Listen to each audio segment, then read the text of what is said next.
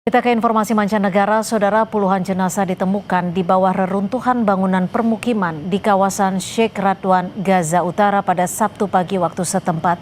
Proses evakuasi dilakukan tim pertahanan sipil Palestina dengan menggunakan alat berat dan disaksikan warga setempat. Petugas menyebut setidaknya ada 98 jenazah dari keluarga Salem dan 12 jenazah dari keluarga berbeda yang tertimbun puing-puing bangunan. Puluhan jenazah yang tertimbun merupakan korban serangan udara Israel yang menghantam rumah keluarga Salem pada 12 Desember 2023 lalu. Korban yang meninggal mayoritas perempuan dan anak-anak.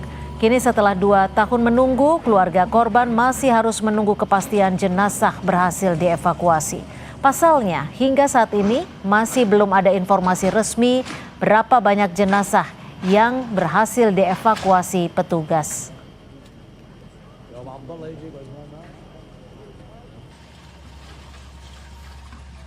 عائلتي كانت موجودة هون. أنا كنت على بعد 20-30 متر من المكان المجزرة كانت في داخل 12 2023 ما يقارب الساعة 5:30 6 صباحا بعد الفجر. تفاجأنا إنه كمية الدمار اللي كانت بعد المجزرة كمية مهولة جدا. لا يمكن تصورها، لا يمكن تقبلها.